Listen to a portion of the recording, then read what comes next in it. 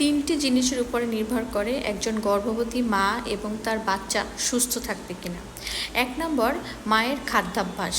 আমরা যতই বলি যে iron, calcium, folic acid, vitamin ইত্যাদি ট্যাবলেট খাওয়ান, কিন্তু সবচেয়ে আসল কথা হচ্ছে আপনাকে সবার আগে ফ্রেশ খাবার দাবার খেতে হবে। যেমন আপনার প্রতিদিনের খাদ্য তালিকায় আপনি একটা সিজনাল ফল রাখতে পারেন, চাইলে 2টাও রাখতে পারেন।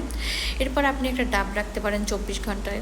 এরপর আপনি 24 ঘন্টায় একটা ওটস সালান খেতে পারেন। আপনার কোনো সমস্যা না থাকলেও আপনি 2টা ডিম সেদ্ধ খাইতে পারেন 24 ঘন্টায়, যদি আপনার আদার্স কোনো সমস্যা না থাকে, যে আপনার ডিম খেলে অন্য কোনো সমস্যা হয় এটা বাদে, ঠিক আছে। এরপরে আপনি প্রোটিনযুক্ত খাবার বেশি খেতে পারেন, যেমন মুরগির মাংস খেতে পারেন, আপনি মাছ খেতে পারেন। এরপরে ছোলার ডাল যারা খেতে পারেন তারা খেতে পারবেন, এমনি ডাল যারা খেতে পারেন তারা খাবেন। এরপর অনেক সময় দেখা যায় পালং শাক খেতে পারেন, অনেকে পালং শাক খাবেন। তারপরে কলা খাবেন। এরপরে দেখা যায় অনেকে নুডলস খায়, নুডলস খাইলে অনেক সময় বাচ্চার ওজন বাড়ে, যারা সহ্য করতে পারবেন তারা নুডলসটাও খেয়ে নিতে পারবেন। এইসব খাবার দাবার যদি এবং প্রচুর পরিমাণে পানি খাবেন, এইসব খাবার দাবার যদি আপনি খান তাহলে আপনার বাচ্চা এবং আপনি অবশ্যই সুস্থ থাকবেন।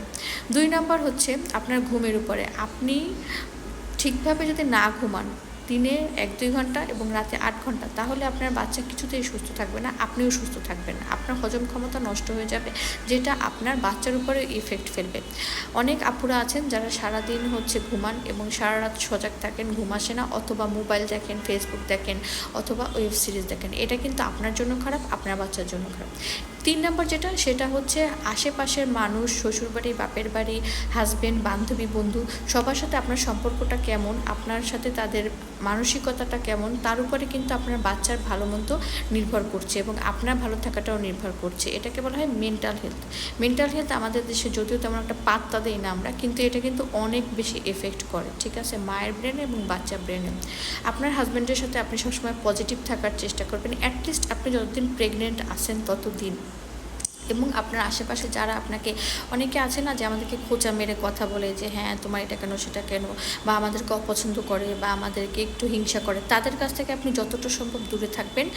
এটা আপনার জন্য ভালো এবং আপনার বাচ্চার জন্যও ভালো।